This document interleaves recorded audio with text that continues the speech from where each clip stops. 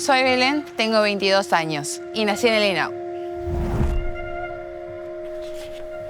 Mi mamá cuando estaba embarazada de mí ya estaba en el hogar y ahí me crié.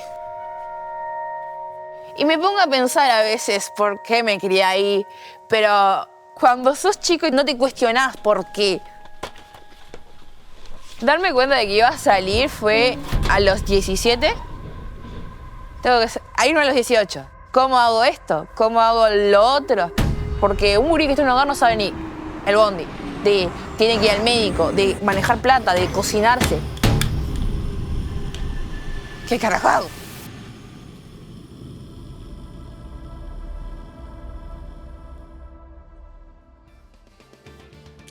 Ella es Belén Campelo. Belén nació y vivió en un hogar del INAU hasta los 18 años y cuando cumplió la mayoría de edad tuvo que enfrentarse a un ciclo cumplido y a tener que enfrentar la vida, salir, si se quiere, de esa burbuja o, como ella dice, de un termo en el cual vivía para enfrentar la realidad. Bueno, Belén es el corazón de la historia que trae este ciclo de periplo para qué pasa del país. Y para hablar precisamente de este proyecto y concretamente de la historia de Belén, estamos hoy con la periodista Elisa Liber de Periplo, que está junto a nosotros en Enclave País. Elisa, qué gusto recibirte. ¿Cómo estás? Muchas gracias, gracias por la invitación. Un placer tenerte con nosotras. ¿Cómo surgió este proyecto y por qué contar la historia de Belén? En realidad nosotros desde Periplo lo que nos planteamos es contar temas urgentes para la sociedad uruguaya desde la voz de los protagonistas. Obviamente que hay muchos temas urgentes en la sociedad, entonces uno de ellos era el tema del INAU y sobre todo qué pasa con los chiquilines cuando egresan del INAU, ¿no? En Uruguay tenemos una de las tasas más altas de internación en hogares del INAU, de niños que viven en el INAU. 3.000 menores de edad. Es una de las tasas más altas de América Latina. Me parece que estamos cuartos, con una diferencia enorme. Mañana sale un explainer con los datos, también en el país, con una diferencia enorme, por ejemplo, con nuestros vecinos, con Argentina, con Brasil, con Chile. Y uno de los temas es cómo se vive en un hogar del INAU, cómo es vivir ahí, ¿no? Como nosotros siempre nos paramos en un lugar de tratar de pensar qué pasa si fuésemos nosotros, ¿no? Entonces, bueno, ¿cómo es el tema de la comida? ¿Cómo es la comida? ¿Cómo se duerme? ¿Cómo es el tema de la ropa?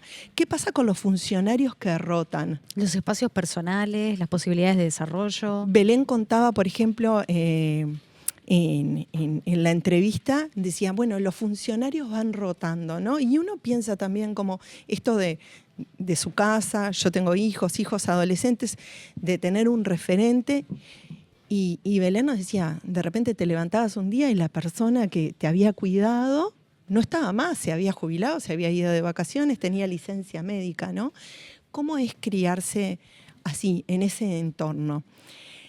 Entonces, bueno, uno de los planteos fue, volviendo a tu pregunta, decir, bueno, vamos a contar cómo se vive en el INAU y cómo es el egreso, también pensando un poco lo que nos pasa a nosotros como padres, con nuestros hijos a los 18 años, a veces se van del hogar, pero les pasa algo, levantan el teléfono y ahí estamos nosotros, ¿no? Entonces, ¿qué pasa con estos chiquilines? ¿Quiénes los ayudan?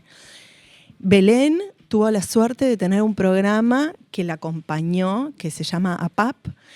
Uno de cada 3 chiquilines que egresan entran en uno de estos programas de transición que los acompañan con la vivienda, les pagan una residencia estudiantil, les pagan una plata, que también además lo que nos contaban que está bueno es que les dan como una factura, le dicen, estamos pagando esto por vos, para que empiecen a administrarse, y sobre todo le dan acompañamiento, ¿no? Porque mucho se discute y en el Parlamento hay varios proyectos de ley discutiéndose el tema de darles más dinero y recursos económicos a estos chicos que salen, que es súper importante, pero ¿qué pasa con el acompañamiento? ¿No? ¿Quiénes son sus referentes adultos? Y un poco, bueno, esa es la historia de Belén. Eli, una de las cosas que te quería consultar va por esa línea, porque Belén, en la nota se dejaba entender un poco que, bueno, ella cuando llegaban sus 17 años sentía también como que había muchas cosas que no sabía hacer, porque siempre había estado acompañada, ¿no? Entonces, cómo iba a ser su futuro.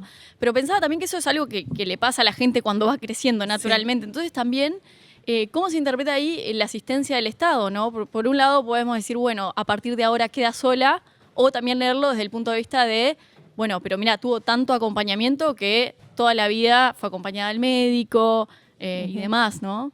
Sí, en realidad ella está en una casa de autonomía los últimos años. Lo que se intenta desde el INAU es que estos jóvenes estén preparados para la salida.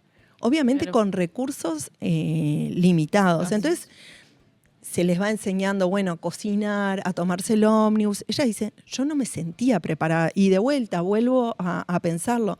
Si nuestros hijos de repente no se sienten preparados para salir, lo que es el desafío para una crianza totalmente para distinta. Estos chiquilines, ¿no? Entonces ella dice, yo no, por ejemplo, nunca había ido al médico sola. Yo no sabía lo que me dolía. Siempre alguien hablaba, ella hacía mucho énfasis en eso, ¿no? Siempre un intermediario. Siempre iban con una enfermera al médico. Y obviamente que el INAU los trata de cuidar, de acompañar. Belén tuvo mucha suerte, tuvo un acompañamiento importante. Después tuvo la PAP, pero de todas formas se sintió cuando salió de ahí, ella lo dice, ¿qué carajo hago ahora, no? Entonces, un poco es plantear ese desafío de el Estado también como protector y como generador muchas veces de vulnerabilidades, ¿no? Entonces, es cómo seguimos ese acompañamiento y qué pasa con estos chiquilines que son muchos que egresan del INAU. ¿Y cómo se genera la autonomía, ¿no? ¿Cuál es la realidad hoy de Belén? Belén está en un grupo que se llama REU, que es un grupo de egresados del INAU, que justamente lo que hacen es luchar para que los chiquines tengan mejores condiciones en los últimos años y en el egreso. Entonces, ese grupo es red y también hay adultos responsables que la ayudan. Por otro lado, ella ahora está trabajando, cambió de trabajo. Ahora en las últimas semanas cambió de trabajo, está trabajando 6 horas, vive en un monoambiente en Carrasco Norte. Carrasco Norte, un monoambiente con muchas precariedades también. Ella está feliz, también eso nos pone un espejo, ¿no? de nuestras vidas y decir, ella está súper agradecida de lo que tiene, de una vivienda para ella sola, que la puede pagar mes a mes. Y además está estudiando diseño industrial en la Facultad de Arquitectura.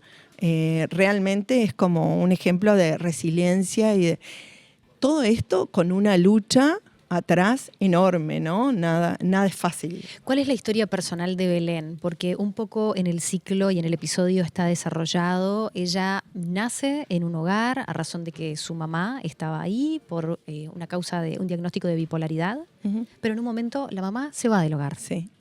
La historia de Belén, nosotros estuvimos en periplo, hacemos muchas preentrevistas a muchos potenciales protagonistas que quieran acceder a contar su historia y que tengan bien claro por qué la cuentan, ¿no? Eso es como una de las bases. Antes de llegar a Belén, hablamos con muchos jóvenes, algunos que no estaban preparados para contar su historia, diferentes situaciones. Llegamos a Belén a través de la REU. Belén nació en un hogar del INAU, o sea, ella dice, yo nací literalmente en un hogar del INAU y se crió en un hogar del INAU para chicos con discapacidad. Eso es otra particularidad de Belén, porque Belén no tiene ningún tipo de discapacidad y sin embargo se crió ahí porque su madre quedó embarazada mientras que estaba en el hogar. Se crió ahí los primeros 5 años junto a su madre y en un momento su madre tuvo una pareja y se fue del hogar y le pidió a la gente del hogar del INAU si Belén se podía quedar ahí. Y Belén se crió en ese hogar. La madre la iba a visitar, a veces sí, a veces no. Y ella dice, yo nunca me lo cuestioné. Claro, como ¿no? que se empezó a hacer las preguntas más de grande. Mucho más de grande. Para mí esto era la normalidad. O sea, criarme en un hogar del INAU con chicos con discapacidad. Mi madre se había ido, yo quedé. Esto era mi normalidad.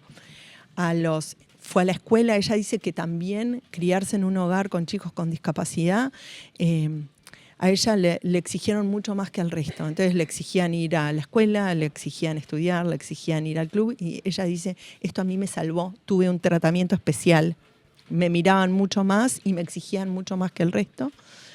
Y a los 12 años su mamá se enferma con cáncer y a los 13 años le avisan que su madre había fallecido. Hasta entonces para ella era ella y su madre en el mundo a nivel familiar. También eso es un mito que tenemos, ¿no? Como que los chicos que crecen en el INAU no tienen familia. Uh-huh. Y la mayoría sí tienen familia y tienen familia la que ven, pero que no puede hacerse cargo. Y a los 13 años, cuando fallece su madre, aparecen unos tíos, aparece una abuela y aparece un hermano. Y le dicen, tu madre cuando estuvo afuera tuvo otro hijo y lo criamos nosotros. Y ahí se genera también como un vínculo. Un vínculo atípico también, pero bueno, también entendiendo que cada uno hacía lo que podía dentro de esa situación, ¿no? Porque muchas veces desde afuera también, esto que decíamos de estos mitos de creer que los chiquilines que están en el INAU no tienen familia, ¿no? De que no los quieren o que su familia no los quiere, que no es así, que muchas veces es un tema de recursos económicos. Hay algunos casos que también es un tema, como en el caso de Belén, de discapacidad, de situación de calle. Hay como múltiples situaciones. Ella sigue en un vínculo con esa familia, un vínculo especial, ¿no? Claro. Diferente a lo que estamos acostumbrados. Eli, en Periplo suelen contar historias que no son las más frecuentes en las noticias. Uh-huh. ¿Qué tan difícil es encontrarlas? Mucho. En realidad nosotros agarramos los temas, nosotros hicimos una historia la primera que hicimos es Agustina, una chica en situación de calle, porque queríamos hacer el tema de situación de calle desde la voz de sus protagonistas. Contactamos a Agustina y ahí nos enteramos que Agustina estaba embarazada. Entonces, bueno, la acompañamos en ese periplo de su embarazo. De hecho, después filmamos el parto, hicimos la segunda parte de su historia. Hicimos Vivienda Digna, también mostrar cómo es una vivienda en un asentamiento, entrar y que cuenten cómo lo viven sus protagonistas, entendiendo lo que para mí es una cocina, que es para vos una cocina o el baño o lo que sea que nosotros no estamos acostumbrados, ¿no? Siempre tratamos de pensar cómo lo pensaríamos nosotros desde nuestro lugar, porque también buscamos que las historias nos atraviesen, porque entendemos que tienen otro sentir. Cuando las contamos tratamos de que sean como muy respetuosas, esto que te decía, de que las personas accedan, que entiendan, den su consentimiento, que entiendan por qué van a contar su historia. Entonces lleva mucho trabajo y a veces tenemos una historia hasta el final, hecha la preproducción, y de repente 2 días antes la persona nos dice, no puedo salir, no quiero salir, o no es el momento, o lo que sea, y la historia cae. Entonces, cada historia te diría que nos lleva como 3 meses de preproducción, o sea, de conseguir la historia, de buscarla, de hablar con esa persona, de ir antes, después filmarla, no tanto, o sea, 5 días. Trabajo. Y después la postproducción y la edición eterna. Para que termine siendo esto que estamos viendo. ¿Dónde se puede ver la historia de Belén, Elisa? La historia de Belén se puede ver en El País, uh-huh. Y se puede ver en periplo.com.uy, se puede ver en el Instagram de Periplo, y se puede ver en LinkedIn, y se puede ver en YouTube. Y la idea de esto, nuestro slogan es Vernos Cambia. Creemos que es muy importante vernos entre nosotros, ver al otro y escuchar y darle voz a los otros, darle voz y darle rostro y que hablen. Estamos muy acostumbrados a que las historias los cuenten o los políticos o los académicos o nosotros los periodistas, entonces es realmente darles voz que... En primera persona, ¿no? En primera persona, que puedan hablar, que puedan contar su historia, y es una historia particular, ¿no? Que habla de un tema más grande, pero...